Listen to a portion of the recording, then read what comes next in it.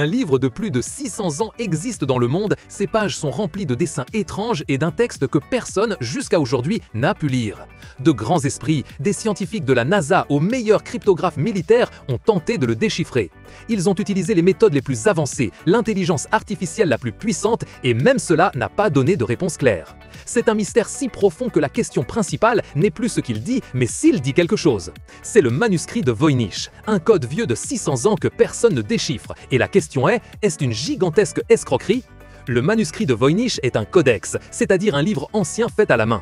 Ces 240 pages sont écrites dans un système d'écriture totalement inconnu. Il fut découvert par Wilfried Voynich, un libraire, en 1912. Mais les études au carbone 14, une technique pour connaître l'âge des objets anciens, ont révélé quelque chose d'incroyable. Le manuscrit fut créé entre les années 1404 et 1438, c'est-à-dire il y a plus de 600 ans. Mais ce qui le rend vraiment spécial et à la fois frustrant, ce sont ses dessins. Les pages contiennent des illustrations très détaillées de plantes qui n'existent pas sur Terre, de corps humains connectés à d'étranges tuyaux, d'étoiles qui ne correspondent pas à des cartes connues et de diagrammes cosmiques très complexes. Ce sont des dessins qui ne correspondent pas aux connaissances de cette époque. C'est comme si le livre venait d'un autre monde. Alors, pourquoi personne ne peut le lire? La raison est simple, il ne ressemble à aucune langue connue. Les linguistes, qui sont les scientifiques qui étudient les langues, ont analysé sa structure. Et ils ont trouvé quelque chose de très particulier. Le texte semble suivre des règles, comme on a toute langue réelle. Par exemple, certaines lettres apparaissent plus souvent que d'autres, tout comme en espagnol, la lettre E est très courante, ou en anglais, la lettre T. Aussi, certaines combinaisons de lettres se répètent, et il y a des mots courts et d'autres longs. C'est ce qu'on appelle la loi de Zipf, une règle qui stipule que dans les langues naturelles, le mot le plus utilisé apparaît 2 fois plus souvent que le deuxième plus utilisé, et ainsi de suite. Le Voynich respecte cette loi, ce qui fait penser que c'est une vraie langue. Mais voici le plus étrange. Il présente des anomalies que l'on ne voit dans aucune autre langue. Par exemple, il n'y a presque jamais de mots de moins de 2 lettres ou de plus de 10 lettres. Et certaines lettres n'apparaissent qu'au début d'un mot et d'autres seulement au milieu ou à la fin. De plus, certains mots se répètent plusieurs fois de suite, ce qui est très rare dans une vraie langue. C'est comme si l'auteur voulait cacher quelque chose de manière très intelligente. La question est, qu'aurais-tu fait si tu avais trouvé un tel livre rempli d'énigmes que personne ne peut résoudre? Laisse-nous ton opinion dans les commentaires. Ces caractéristiques si rares ont fait naître de nombreuses idées sur ce qu'est le manuscrit de Voynich. L'une des théories les plus populaires est que c'est une langue artificielle. Cela signifie que quelqu'un a inventé les mots et les règles, comme s'il créait une nouvelle langue de toutes pièces. Une autre théorie dit que c'est un type de chiffrement très complexe, ce que l'on appelle un chiffrement polyalphabétique. Imagine que chaque lettre que tu vois dans le manuscrit ne représente pas une seule lettre d'une autre langue, mais plusieurs. Et que la clé pour changer ces lettres change tout le temps, le rendant presque impossible à déchiffrer sans savoir comment fonctionne la clé.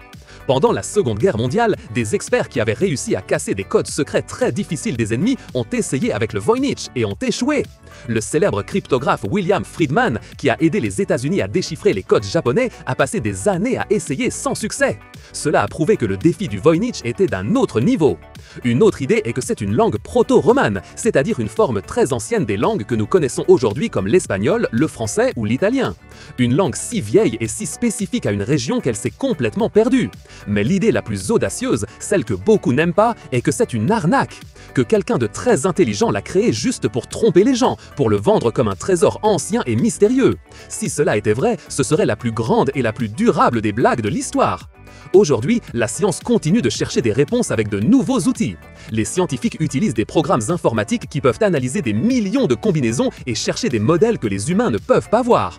L'intelligence artificielle et les réseaux neuronaux qui imitent le fonctionnement du cerveau essaient d'apprendre la grammaire du Voynich.